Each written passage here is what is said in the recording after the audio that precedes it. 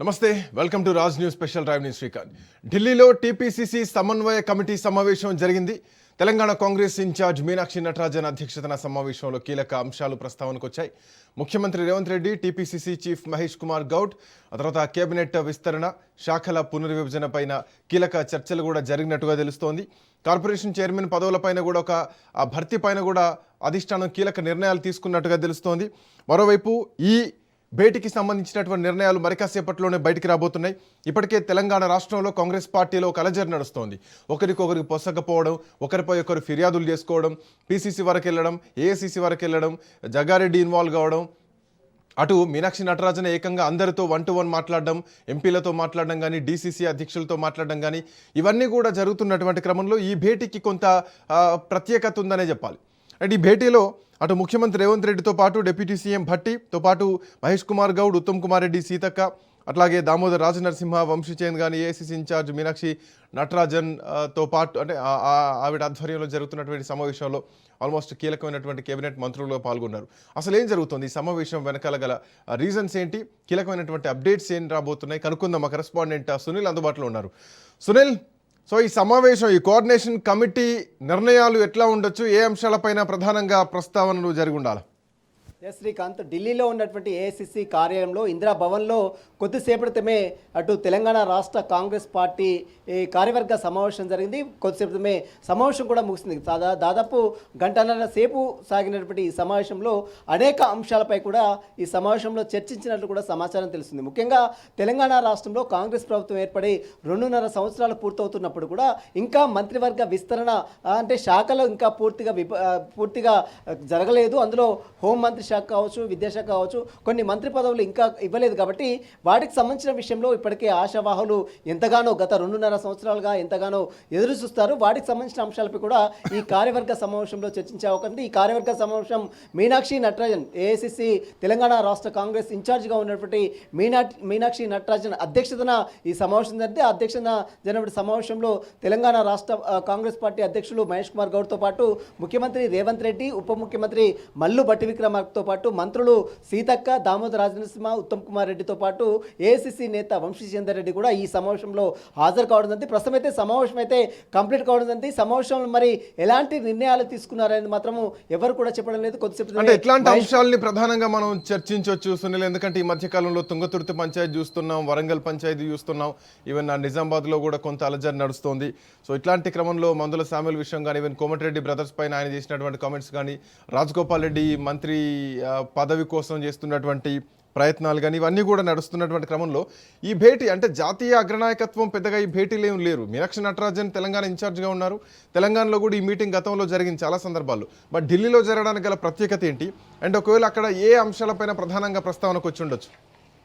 Yes, మీరు అన్నట్టు ఇటీవల కాంగ్రెస్లో నెలకొన్నటువంటి అంతర్గత విభేదాలకు సంబంధించిన అంశాలపై కూడా కొన్ని కమిటీలు వేసింది. అటు మంత్రి కొండా సురేఖ, అదేవిధంగా కడియం శ్రేణికి సంబంధించిన వివాదాన్ని పరిష్కరించేందుకు సచిన్ సావంత్ వేసింది. ఇప్పటికే సచిన్ సావంత్ నివేదిక కూడా ఇవ్వడం జరిగింది. కాబట్టి దాంతోపాటు తుంగతుర్తికి సంబంధించిన అంశాలు, కోమటిరెడ్డి బ్రదర్స్తో పాటు అక్కడ ఉన్నటువంటి స్థానిక ఎమ్మెల్యే మందుల శ్యామలకు సంబంధించిన వివాదాన్ని పరిష్కరించేందుకు ఇప్పటికే అటు జగ్గారెడ్డి, టీపీసీసీ వర్కింగ్ ప్రెసిడెంట్ జగ్గారెడ్డికి బాధ్యత ఇచ్చింది. ఇప్పటికే దానికి సంబంధించిన నివేదిక కూడా సిద్ధం చేశారు. అయితే ఇటీవల కాలంలో యాదాద్రి పాలక మండలి బోర్డు సభ్యురాలుగా ఉన్నటువంటి ఈశ్వరమ్మ యాదవ్కు సంబంధించిన వివాదం, అటు కాంగ్రెస్ యూత్ అధ్యక్షులు శివశరణ్ రెడ్డి చేసిన వ్యాఖ్యలు, వీటన్నిటిపై కూడా ఇప్పటికే నివేదిక కూడా అటు కమిటీ ఇచ్చింది. కాబట్టి ఈ నివేదికలపై కూడా చర్చించడం కూడా సమాచారం. వీటితో పాటు మరోవైపు తెలంగాణ రాష్ట్రంలో స్పెషల్ ఇంటెన్సివ్ రివిజన్ జరుగుతుంది. కాబట్టి ఇప్పటికే కాంగ్రెస్ పార్టీ 36,000 మంది బిఎల్ఏలు నియమించింది. మరోవైపు ఆ ప్రక్రియ మొత్తం కూడా ఇప్పటికీ 40% నుంచి 50% కంప్లీట్ అయినట్టు కూడా ఇప్పటికే కాంగ్రెస్ పార్టీ అధ్యక్షుడు మహేష్ కుమార్ గౌడ్ కూడా వ్యక్తం చేయడం జరిగింది. కాబట్టి వాటికి సంబంధించిన పూర్తి ప్రక్రియ దాదాపు మరొక వారం నుంచి 2 వారాలు పట్టే అవకాశం ఉంది. 100% కంప్లీట్ చేసే దిశగా కాంగ్రెస్ పార్టీ కూడా అడుగులు వేస్తున్నట్టు కూడా ఇప్పటికే మహేష్ కుమార్ గౌడ్ వ్యక్తం చేయడం జరిగింది. దీంతో పాటు స్థానికంగా రాబోయే ఎలక్షన్స్, మున్సిపల్ ఎలక్షన్స్తో పాటు ఎంపీటీసీ, జెడ్పీటీసీ ఎన్నికలకు ఏ రకంగా పార్టీని బలోపేతం చేయాలి, ప్రజా సంక్షేమ పథకాలు ఏ రకంగా అమలవుతున్నాయి, వీటన్నిటికి సంబంధించిన అంశాలపై కూడా ఈ యొక్క కార్యక్రమ సమావేశంలో చర్చించడం కూడా సమాచారం తెలుస్తుంది. Srikanth, thank you Sunil, thanks for joining. మాట్లాడదాం అసలు ఢిల్లీలో ఎట్లాంటి పరిణామాలు ఉండబోతున్నాయి, కాంగ్రెస్ పార్టీలో ఒక భారీ మార్పులు ఏమైనా జరగబోతున్నాయా, కేబినెట్ ప్రక్షాళన లేదంటే కేబినెట్ విస్తరణ జరగబోతోందా? చాలా రోజుల నుంచే వస్తోంది. సో కొంతమందికి ఉద్వాసన పట్టించి ఆ తర్వాత కొత్త వాళ్ళను మంత్రివర్గంలోకి తీసుకోవాలి. సో ఉన్న వాళ్ళను కొంతమందిని వాళ్ళ రిపోర్ట్ని బట్టి తీసేయాలి, తొలగించాలన్నటువంటి నేపథ్యం కూడా చాలా వచ్చాయి. బట్ అంత ఈజీగా ఏం జరగబోతుంది? బండారు రామ్మోహన్ రావు గారు కూడా మనతో పాటు జాయిన్ అయ్యారు. రామ్మోహన్ రావు గారు నమస్తే. నమస్తే శ్రీకాంత్. సో ఈ కోఆర్డినేషన్ కమిటీ భేటీ నిర్ణయాల్ని ఎట్లా చూడొచ్చు? ఏ అంశాలు ప్రధానంగా ప్రస్తావనకు వచ్చి ఉండొచ్చు? కాంగ్రెస్లో ఉన్నటువంటి అంతర్గత విషయాలు కానీ, లేదంటే పార్టీ పదవులకు సంబంధించినటువంటి విషయం కానీ, మంత్రివర్గ విస్తరణకు సంబంధించినటువంటి విషయం కానీ. ఢిల్లీలో ఈరోజు శ్రీకాంత్, మీకు అట్లాగే రాజు న్యూస్ ప్రేక్షకులకు నమస్కారం. నమస్తే అండి. ఢిల్లీలో ఈరోజు సాయంత్రం మొత్తం అన్ని రాష్ట్రాల పిసిసి అధ్యక్షులు, అట్లాగే కార్యదర్శులు, ఇతర కార్యవర్గాన్ని, అట్లాగే మన ముఖ్యమంత్రులు, 4 రాష్ట్రాల ముఖ్యమంత్రులు వాళ్ళందరితో సమావేశం సాయంత్రం 5 గంటలకు విస్తృత సమావేశం జరుగుతుంది. దానికంటే ముందుగానే మరి ఇప్పటికే మన పిసిసి అధ్యక్షుడు మహేష్ కుమార్ గారు నిన్న వెళ్ళారు. ఇవాళ 11 గంటల తర్వాత మనకు రేవంత్ రెడ్డి గారు కూడా వెళ్తున్నారు. ఈ సమావేశంలో లేనట్టున్నారు. వేదిక మారింది. హైదరాబాద్ బదులు ఒక్క మీనాక్షి నటరాజు హైదరాబాద్కి వస్తే అయిపోయేది. మంత్రులందరినీ, కీలకమైన శాఖలు ఉన్న మంత్రులు అందరిని పిలిపి చెప్పారు. ఒకరికని చెప్పి వివాదాస్పద మంత్రులు పిలవలేదని నాకు అర్థమవుతుంది. ఎందుకంటే ఈ వివాదం ఎక్కడి నుంచి మన ఏంది, మంత్రుల సామ్యాలు ఉన్నాడు.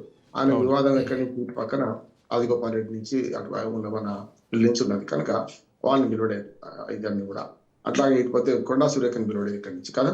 కనుక సీతక్కని పిలిచారు. వరంగల్ జిల్లా విషయంలో సీతక్కని పిలిచారు. అంటే కొంత ఏంటంటే నిష్పక్షపాతంగా ఆ జిల్లాలో ఏం జరుగుతుందో చెప్పడానికి అవసరమైన ఫీడ్బ్యాక్ కోసం పిలిపించాలనుకుంటున్నాను. నేనైతే వాళ్ళు ఏం చెప్పినా బయటకు వచ్చే అవకాశం ఉండదు కనుక అక్కడ లోపల మూడు రకాలు జరుగుతుందని నేను అనుకుంటున్నాను. ఒకటేమో పిసిసిలో ఉన్న మన విభేదాలు, అంటే విత్ ఇన్ ద పార్టీలోని విభేదాలు ఎట్లా పరిష్కరించుకోవాలి.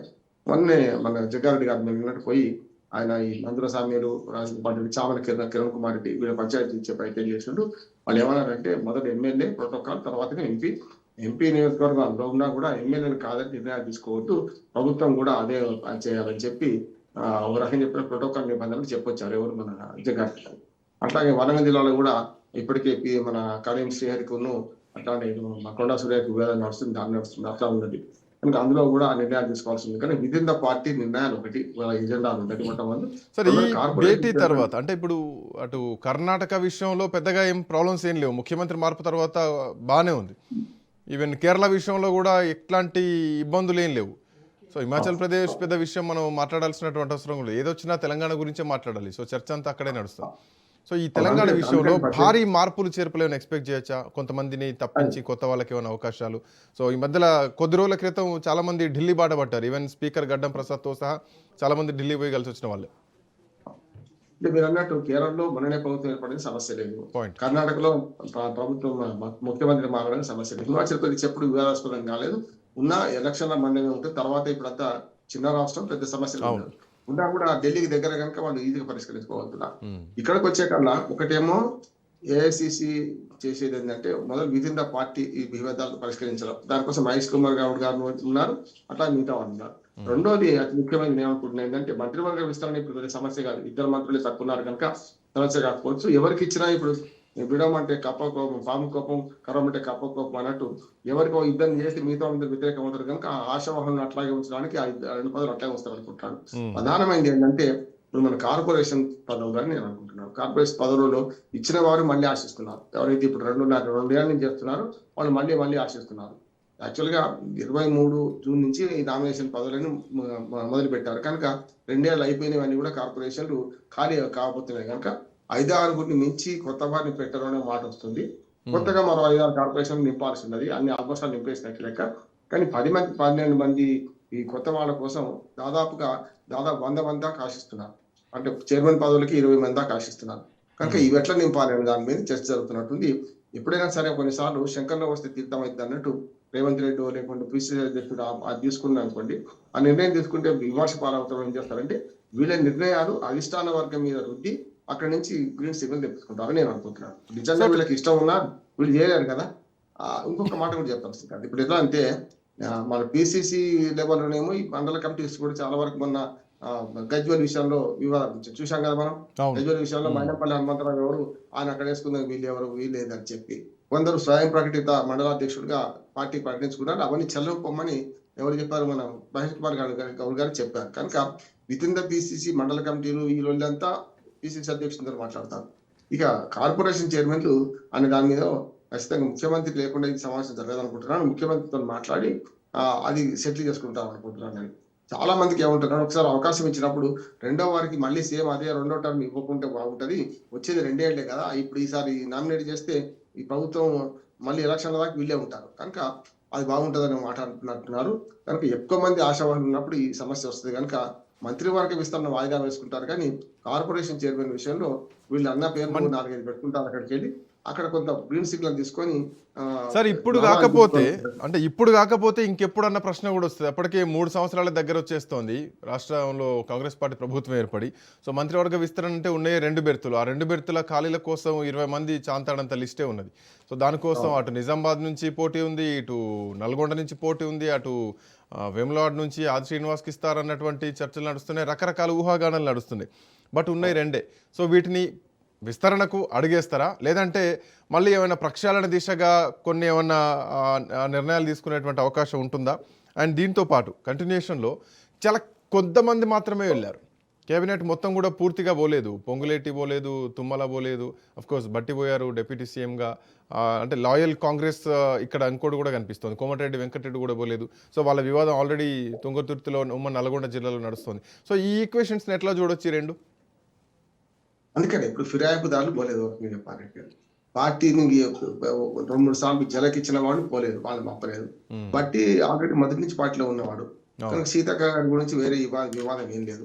ఇట్లాంటి వాడిని పిలిచారని నేను అనుకుంటున్నాను. దానికోసం రెండోది ఏమైతుందంటే ఈ మొత్తం వివాదంలో పదవులు పంపకం అనేది కీలకమైంది. రేపు పొద్దున 2.5 ఏళ్ళు ఇంకా అధికారంలో ఉంటుంది కనుక 2 ఏళ్ళైతే గ్యారెంటీ కనుక ముందస్తు ఎన్నికలు వచ్చినా లేకపోతే లేట్ అయినా 2 ఏళ్ళకి అధికారం ఖచ్చితంగా ఉంటుంది. కానీ కార్పొరేషన్ చైర్మన్ పదవుల విషయంలో జరుగుతుంది అనుకుంటే ఎవరి అభ్యర్థులు ఎవరికి ఉంటారు, గాడ్ ఫాదర్స్ ఉంటారు కనుక ఈ కొందరిని అక్కడ తీసుకెళ్లి ఈ వివాదం సద్వినియోగం చేస్తారు. రెండోది ఈ పదవుల పంపిణీలో కొంత అక్కడి నుంచి లిస్ట్ వచ్చింది అనిపించుకుంటారు. గతంలో చూసాం కదా మనం, విజయశాంతికి ఎమ్మెల్సీ వస్తాను ఎప్పుడు ఊహించలే కదా, వీళ్ళు ఊహించే లిస్ట్ కూడా జరుగుతాయి. అజరుద్దీన్ మంత్రి పదవి వస్తాను ఎవరు ఊహించలే కనుక ఈ 2 పోతే అజరుద్దీన్ మంత్రి పదవి రావడానికి మైనార్టీ మంత్రి లేదు కదా అనే మాట ఎప్పుడు వచ్చింది. మైనార్టీ గెలవలేదు కదా, షబ్బీరాలు గెలిస్తే వేరుగా ఉంటుండే, షబ్బీరాల్ని ఇంకో కాన్స్టిట్యూన్సీ మార్చారు. అప్పుడు దాంతో ఏమంటే కామారెడ్డి మార్చారు. కామారెడ్డిలో రేవంత్ రెడ్డి, మాజీ ముఖ్యమంత్రి కేసీఆర్ గారు, అట్లాగే వెంకటరమణారెడ్డి కలిస్తే ఇద్దరు వద్దనుకొని వాళ్ళు ఎట్లా ఇద్దరు ఖాళీ చేస్తారని చెప్పి కామారెడ్డి ప్రజలు మంచి నిర్ణయం తీసుకున్నారు. బీజేపీ అభ్యర్థిని గెలిపించారు అక్కడ. అట్లా చూసుకుంటే ఇప్పుడు మంత్రివర్గంలో అసలు స్థానం లేని ఉమ్మడి జిల్లాలు 2 ఉన్నాయి. ఒకటి రంగారెడ్డి జిల్లా, రెండోది ఏమో నిజామాబాద్ జిల్లా. ఇప్పుడు లేదు. ఆదిలాబాద్ మొన్నటిదాకా లేకుండే ఆదిలాబాద్ జిల్లాకు వివేకును వచ్చిన తర్వాత ఆదిలాబాద్ జిల్లా ఫుల్ఫిల్ అయింది చూద్దాం మనం. అట్లాగే మనకు ఒకటే జిల్లా నుంచి ఉమ్మడి జిల్లా నుంచి ఎక్కువ మంది మంత్రి పదవులు ఖమ్మంలో ఉన్నాయి, 3 ఉన్నారు ఖమ్మం నుంచి మంత్రులు. అట్లాగే 2 మంత్రులు ఏమో మనకు ఇక్కడ నుంచి నల్గొండ జిల్లా నుంచి ఉన్నారు. ప్రతి దాంట్లో 2 తక్కువ లేదు. అట్లాగే మనకు ఇప్పుడు కరీంనగర్ జిల్లాలో ఇప్పటికే 3 మంత్రులు ఉన్నారు. ఇది పొన్నం ప్రభాకర్, పేరుకు సిద్దిపేట జిల్లా వచ్చిన ఉమ్మడి కరీంనగర్ జిల్లాకు వస్తే పొన్నం ప్రభాకర్ హుస్నాబాద్ అయినా కూడా కరీంనగర్ అట్లాగే చంద్రబాబు గారు ఉన్నారు. అటు పోతే అడ్లు లక్ష్మణ్ చూసి 3 ఉన్నారు. ఇప్పుడు ఆది శ్రీనివాస్ మంత్రి పదవి అంటే అర్హుడే కావచ్చు కానీ ఇవ్వాలంటే 4గురికి ఎట్లా ఇస్తారు ఒకటే జిల్లా అనే సమస్య వస్తుంది కాదు. ఎందుకంటే వేరు చూస్తే జగిత్యాల జిల్లా కింద అబ్దుల్ లక్ష్మణ్ తీసుకున్నా, ఇటు పక్కన జయశంకర్ భూపాలపల్లి జిల్లా నుంచి మన పెద్దపల్లి జిల్లా నుంచి ఇటు పక్కన శ్రీబాబు తీసుకున్నా, ఆల్రెడీ వివేక్ ఉన్నారు కదా అక్కడ. పెద్దపల్లి నియోజకవర్గం అంటే అది ఆదిలాబాద్ కదా, ఆయన ఆదిలాబాద్ జిల్లా, అది ఆదిలాబాద్ మంచిర్యాల జిల్లాకు వస్తుంది కనుక పెద్దపల్లి జిల్లా నుంచే మంత్రి పెద్దపల్లి జిల్లాకు వస్తుంది కనుక పెద్దపల్లి జిల్లా తీసుకున్నా. ఇటు పక్కన హుజురాబాద్ అనేది ఇప్పుడు సిద్దిపేట జిల్లా కనుక వేరే జిల్లాను చూపించుకుంటే అడ్లూరికి అవకాశం ఇచ్చినట్టే ఇటు పక్కన మరి ఆది శ్రీనివాస్కి అవకాశం రావు సిరిసిల్ల జిల్లా కిందకి వస్తే. కానీ ఉమ్మడి జిల్లా ప్రకారం చూస్తే 4 కూడా ఉమ్మడి జిల్లాలో ఉన్నవాళ్లే కదా, ఇప్పుడు 3 ఉన్నవాళ్ళు వాళ్ళే కదా అన్నది ఒకటి ఉన్నాయి. రెండోది ఏంటంటే చెన్నమనేని రమేష్ కు వ్యతిరేకంగా 3 సార్లు ఓడిపోయి గట్టి పోరాటం చేసి చెన్నమనేని రమేష్ పోటీ చేయకుండా కనుక ఆ విలువ ఉండేది. కానీ విప్పుగా ఉన్నాడు కదా, విప్పు కూడా ఆల్మోస్ట్ క్యాబినెట్ ర్యాంకే ఒక రకంగా చెప్పాలంటే.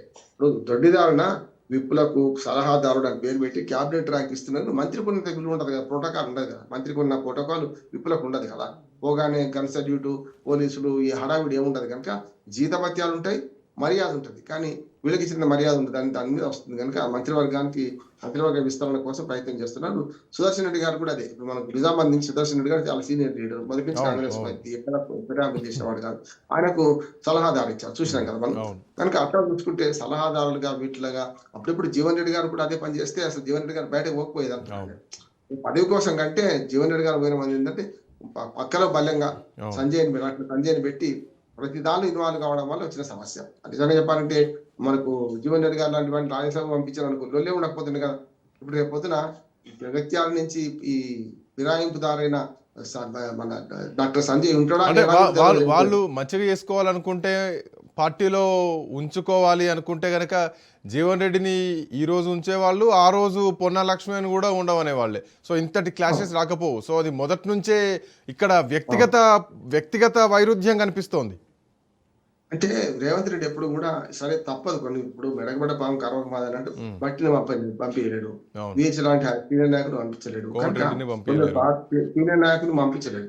కానీ కొత్తగా మనకు పెద్దగా అవసరం లేదని సీనియర్ నాయకులు పంపించే ప్రయత్నం చేసాడు. అందుకని ఇప్పుడు కాంగ్రెస్ లో 3 వర్గాలు అంటున్నాను.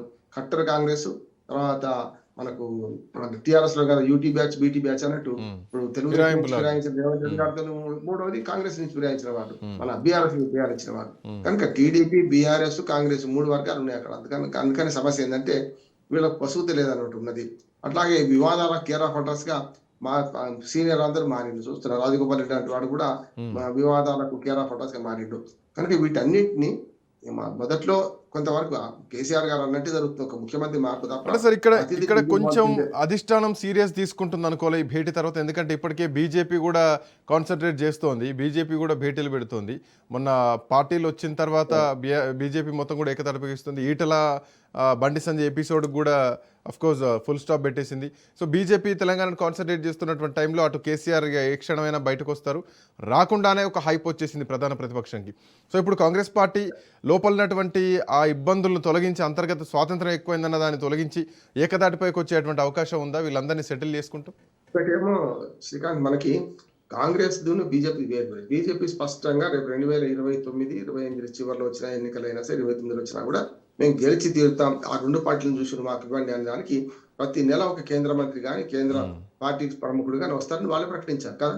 బీహార్ తర్వాత అబ్కాబాద్, వెస్ట్ బెంగాల్ ఇట్లా అన్నారు. వెస్ట్ బెంగాల్ విజయం తర్వాత అబ్కాబాద్, తెలంగాణ అన్నారు. సమస్య లేదు, వాళ్ళు దాన్ని పట్టుబడతారు, సమస్య లేదు.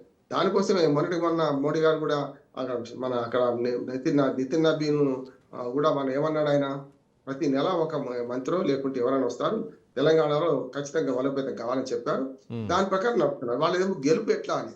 ఇప్పుడు కాంగ్రెస్ సమస్య అంతర్గత పోరు ఎట్లా పోవాలి. ఇప్పుడు వీళ్ళేమో అంతర్గత సమస్య, ఇది ఇంటి పోరు యాక్చువల్ గా. అంటే ఇంటి పోరు ఎట్లా సమస్య పోవాలి, అందరినీ కలిసికట్టి ఎట్లా పని చేయించాలనేమో కాంగ్రెస్ పార్టీ ఆలోచన. మనం రేపొద్దున అధికారాన్ని హస్తగతం ఎట్లా చేసుకోవాలి, మనం ఎట్లా బీఆర్ఎస్ ను కాంగ్రెస్ ను ఎట్లా మనం ఎదుర్కోవాలనే దాని మీద వీళ్ళు మాకు ప్రయత్నం చేస్తున్నారు. కానీ వీళ్ళేమో పాజిటివ్ పోరాటం అధికారం రావడానికి, వాళ్ళకి నెగిటివ్ పోరాటం. ఉన్నోళ్ళని ఎట్లా రక్షించుకుందాం, ఉన్నోళ్ళని ఇంటి పోరు అంటే ఇంటికి ఇక్కడ 2 పెద్దలు ఉన్నారు, ఒకరు ప్రభుత్వ పెద్ద, ఇంకొకరు పీసీసీగా ఉండి పార్టీకి పెద్ద. ఈ 2 మధ్యలో సయోధ్య ఉందా లేదన్న కూడా ప్రశ్న లేదు. చాలా సార్లు అవమానపరచుడు మహేష్ కుమార్ గౌడ్, వాళ్ళ సీనియర్ నాయకుడు కాదు. కానీ కాంగ్రెస్ కట్టర్ కాంగ్రెస్, ఆయన ఎక్కడి నుంచి వేరే నుంచి రాలేదు. కనుక ఇప్పుడు సమస్య ఏంటంటే నా విలువ చెల్తలేదు, నా మాట చెల్తలేదని మహేష్ కుమార్ గౌడ్ ఎన్నోసార్లు పరోక్షంగా వ్యక్తం చేశారు, చూసినాం. కనుక ఇటు పక్క ముఖ్యమంత్రి ఏం చెప్తే అది అవుతుంది అనే మాట వస్తుంది. కానీ అధిష్టాన వర్గం ఏం చేస్తే ఈ సమతుల్యత చేస్తుంది. ముఖ్యమంత్రి చెప్పకుండా ముఖ్యమంత్రి చెప్పినా వినము అనే దానికి సంకేతాలు నేను చెప్పాను కదా, విజయశాంతికి ఇవ్వడం, ఎమ్మెల్సీ ఇవ్వడం, అజరుద్దీన్కి మంత్రి పదవి ఇవ్వడం, ఇట్లాంటివన్నీ కూడా అధిష్టాన వర్గం పైన చేతులు అంటే పౌరులు కలుగుతుంది. ఎందుకంటే ఎట్టి పరిస్థితులు రేవంత్ రెడ్డిని పూర్తిగా ఫ్రీ హ్యాండ్ ఇవ్వలేదు అని చెప్తుంది అధిష్టానం. మొదటి నుంచి కూడా కాంగ్రెస్ పార్టీ నాయకత్వం లక్షణమే అట్లుంటది. ఏంటంటే 2 వర్గాలు మెయింటైన్ చేస్తుంది. ఒక వర్గం నుంచి ఒక సమాచారం, ఇంకో వర్గం నుంచి ఒక సమాచారం తెప్పించుకుంటది, అక్కడి నుంచి నిర్ణయం తీసుకుంటుంది. ఇది వాళ్ళ కొత్త కాదు. అప్పుడెప్పుడు ఉమ్మడి ఆంధ్రప్రదేశ్ లోనే మన దామోదరం సంజయ్ గారి మీద ఫిర్యాదు వస్తే మరి ఒక పరిశీలకుని అప్పుడు పంపిన సందర్భం చూసినాం మనం, నిజాయితీ పరుడు. అందుకని వాళ్ళు ఎప్పుడు కూడా ఏం చేస్తారంటే ఎంత నిజాయితీగా ఉన్నా, ఏ రకంగా ఉన్నా 2 వర్గాల మధ్యన కలహాలు అట్లాగే ఉండాలి. అందరు కలిసి అధిష్టాన వర్గానికి రేపు జిహూజా రావాలి. అంటే అదే కావాలి కదా. రేవంత్ రెడ్డి గారు కొంత చోకటాడిస్తే కొన్ని పెట్టడానికి సిద్ధంగా ఉంటారు, సమస్య లేదు. ఎవరైనా కొత్తగా పెట్టడానికి సిద్ధంగానే ఉంటారు. అందుకని మంత్రివర్గాల్లో కానీ ముఖ్యమంత్రి మార్చడంలో కానీ అధిష్టాన వర్గం తలుచుకుంటే పప్పెట్టు కూడా తీసుకొచ్చి పెట్టి రాజకీయం నడిపే ప్రయత్నం ఉంటుంది. కనుక ఇప్పటికీ 70 సార్లు ఢిల్లీకి రేవంత్ రెడ్డి ఇవాళ ఒక విషమ పరీక్ష ఎదుర్కొంటున్నారు. తాను అనుకున్న నిర్ణయాలు సరైన విధంగా రావాలంటే అధిష్టానం చెప్పినట్టు కొన్నిసార్లు వినాలి, కొన్నిసార్లు కాంప్రమైజ్ కావాలి. కొత్త ఎంత ఎదిగినా తగ్గకపోతే రేవంత్ రెడ్డి గారు 2.5 సంవత్సరాలకి ముఖ్యమంత్రి ఉండకపోయాడు, దేశానికి పోవడం లేదు కనుకనే ఉంటున్నాడు. Thank you sir, thanks for joining. So మరి కాసేపట్లో ఈ కోఆర్డినేషన్ కమిటీకి సంబంధించినటువంటి నిర్ణయాలు బయటకు వచ్చేటువంటి అవకాశం ఉంది. దీంట్లో పార్టీలో ఉన్నటువంటి అంతర్గత సమస్యలకు ఒక చెక్ పడేటువంటి అవకాశం ఉందా? మంత్రివర్గ విస్తరణకు మళ్ళీ అడుగుపడేటువంటి అవకాశం ఉందా? ఎప్పటి నుంచో పెండింగ్లో ఉన్నటువంటి ఆ 2 బెర్తులు కూడా నింపేటువంటి అవకాశం ఉందా? సో ఎట్లాంటి పరిణామాలు ఉండబోతున్నాయి? దీని తర్వాత లేని ప్రక్షాళన దిశగా అడుగులు వేసేటువంటి అవకాశం ఉందా? తెలంగాణ కాంగ్రెస్లో ఈ మధ్య కాలంలో ఉన్నటువంటి అనిశ్చితికి ఒక ఫుల్ స్టాప్ పడేటువంటి సిచ్యువేషన్ ఏమైనా కనిపిస్తుందా? ఢిల్లీ వేదికగా జరుగుతున్నటువంటి పరిణామాలు రాష్ట్ర కాంగ్రెస్లో ఎట్లాంటి పరిస్థితుల్ని తీసుకురాబోతుందో చూడాలి. That's all for now. Next updates continue అయితే కీప్ వాచింగ్ రాజ్ న్యూస్.